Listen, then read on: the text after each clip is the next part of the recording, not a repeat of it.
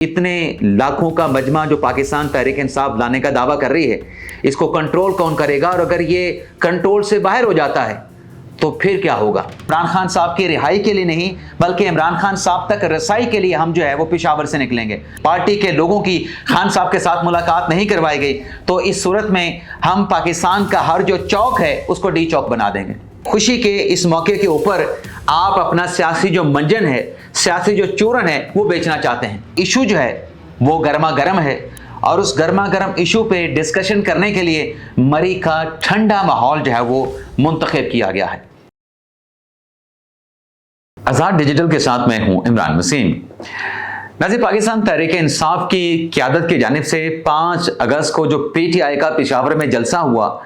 इस जलसे में 27 सितंबर के लॉन्ग मार्च का ऐलान तो कर दिया गया, लेकिन इतनी बड़ी अनाउंसमेंट के बाद बज़ाहिर ऐसा लगता है कि पाकिस्तान तहरीक इंसाफ की जो क़यादत है, जो मरकज़ी लीडरशिप है PTI की, वो कन्फ्यूजन का शिकार है। अल्टीमेटम देकर अब पाकिस्तान तहरीक इंसाफ के अंदर क्या चल रहा है, क्या डिस्कशन हो रही है, कौन से इशारों पे बात हो रही है कि कहां से इशारा मिला है, क्या इशारा मिला है, इस बड़ी खबर की तफसीलात से अपने प्रोग्राम का आगाज करेंगे। और इसके बाद हमारे ब्लॉग की जो दीगर अहम खबरें हैं, जिनकी हेडलाइंस या जिनके टाइटल्स थंबनेल पे आप नाजरीन ने पढ़े हैं, फिर उन खबरों की तफसीलात भी आपकी खिदमत में पेश करेंगे। लेकिन ब्लॉग का आगाज करने से पहले आपसे दरख्वास्त होगी कि चैनल को सब्सक्राइब कर लें, बेल आइकॉन का बटन प्रेस करें, वीडियो पसंद आए तो इसे लाइक और शेयर जरूर कीजिएगा। तो बात करते हैं PTI की अनाउंसमेंट की, जिसमें खैबर पख्तूनख्वा के वज़ीर-ए-आला सोहेल अफरीदी साहब ने इस बात का ऐलान किया कि 27 सितंबर को पाकिस्तान तहरीक इंसाफ का लाखों का जो मजमा है वो लॉन्ग मार्च की सूरत में पेशावर से निकलेगा और रुख होगा कैपिटल सिटी इस्लामाबाद का। अब सोहेल अफरीदी साहब ने दावा किया कि उसमें 20 लाख लोग तो सिर्फ पेशावर से उस मजमे में शामिल होंगे और फिर जैसे जैसे ये लॉन्ग मार्च आगे बढ़ता जाएगा, इस्लामाबाद की तरफ चलता चला जाएगा, इसमें हज़ारों लाखों लोग जो है वो मज़ीद शामिल हो जाएंगे। अब न जाने पाकिस्तान तहरीक इंसाफ ने कितना बड़ा जो इज्तिमा है, जो लॉन्ग मार्च है वो करने का प्लान कर रखा है, उनके जहन में क्या चल रहा है। लेकिन एक सवाल ये ज़रूर पैदा होता है, अभी चंद रोज पहले जो रावलपिंडी माल रोड पे एक वाकया पेश आया, गो कि पाकिस्तान तहरीक इंसाफ का बराह रास्त उस दहशतगर्दी के वाकये के साथ कोई लिंक, कोई ताल्लुक बनता नहीं है, लेकिन जो शख्स हलाक हुआ, जिसने सिक्योरिटी फोर्सेस पे माल रोड रावलपिंडी में फायरिंग की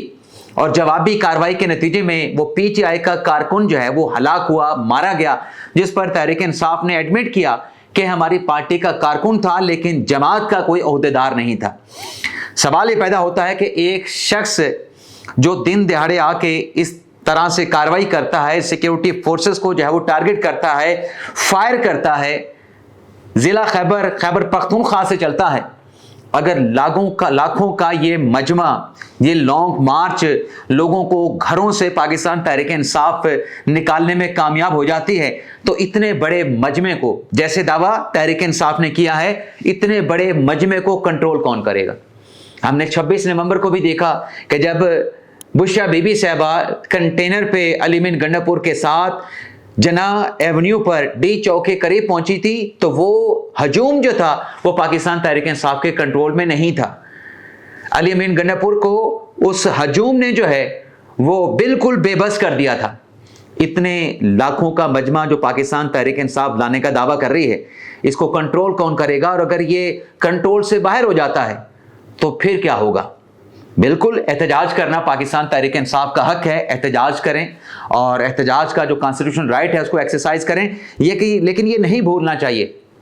जहां आइन आपको ये राइट एक्सरसाइज करने का हक देता है, वहीं अमन व अमा की जो सूरत हाल है उसको मेंटेन रखना, उसको बरकरार रखना, ये भी रियासत की जिम्मेदारी है। जहां एहतजाज करना आपका कॉन्स्टिट्यूशनल राइट है, वहीं इस राइट के साथ बहुत से आईनी और कानूनी मामला जो है वो भी जुड़े हुए हैं। एहतजाज की आड़ में ऐसा नहीं हो सकता सियासी कशीदगी जो है उसको हवा दी जाए, सियासी कशीदगी को बढ़ाया जाए, लोगों को जो है वो इश्तियाल दिलाया जाए। इस बात की ना कानून इजाजत देता है, ना इस बात की कॉन्स्टिट्यूशन इजाजत देता है। आज आप देख लें, जुमेरात का दिन है, सोहेल अफरीदी साहब ने वैसे तो ये 27 सितंबर की अनाउंसमेंट करने के बाद कुछ थोड़ी सी तब्दीली की अपने अनाउंसमेंट में और कहा कि इमरान खान साहब की रिहाई के लिए नहीं बल्कि इमरान खान साहब तक रसाई के लिए हम जो है वो पेशावर से निकलेंगे। बाद में इसके ऊपर भी सोहेल अफरीदी साहब ने वजाहतें दी कि रसाई से ही इमरान खान साहब की जो है वो रिहाई का जो है वो रास्ता बनेगा। लेकिन एक और ऐलान भी उन्होंने किया कि आज जुमेरात के दिन अगर रुफका के साथ, सोहेल अफरीदी कहते हैं कि मेरी पार्टी के लोगों की खान साहब के साथ मुलाकात नहीं करवाई गई तो इस सूरत में हम पाकिस्तान का हर जो चौक है उसको डी चौक बना देंगे। क्या इस बात की इजाजत भी हो सकती है? और किस दिन ये अनाउंसमेंट हो रही है, किस दिन पाकिस्तान के हर चौक और चौराहे को जो है वो डी चौक बनाने की बात हो रही है? ये सिर्फ एक प्रेशर टैक्टिक्स है, दबाव बढ़ाने की कोशिश है, हवा में छोड़ी गई एक बेपरखी है। क्यों? आज 13 अगस्त और 14 अगस्त की रात है और 14 अगस्त की रात को आपको पता है कि मन चले पाकिस्तानी अपने वतन से, अपनी रियासत से, अपने मदरलैंड से मोहब्बत का इजहार करने के लिए, यौम आज़ादी का जश्न मनाने के लिए अपने घरों से निकलते हैं। सिर्फ इस्लामाबाद में नहीं, पाकिस्तान के हर छोटे बड़े शहरों में जैसे ही रात के 12 बजते हैं, 14 अगस्त के रात के 12 बजने से पहले ही सड़कों पे नौजवान निकल आते हैं। हर मुहब्बे वतन पाकिस्तानी निकल आता है, जश्न आज़ादी का, यौम आज़ादी का जश्न मनाना शुरू कर देता है, कौमी तराने बजाए जाते हैं। और आज आपको पता है कि इस्लामाबाद में मार्का हक की जो मॉन्यूमेंट, जो यादगार बनाई गई है, उसका इफ्तिताह भी होना है। इस्लामाबाद में मॉन्यूमेंट पे, मार्का हक मॉन्यूमेंट पे एक बड़ी तकरीब रखी गई है जिसमें वज़ीर आज़म होंगे, जिसमें सदर पाकिस्तान होंगे, पाकिस्तान की अस्करी क़यादत होंगे।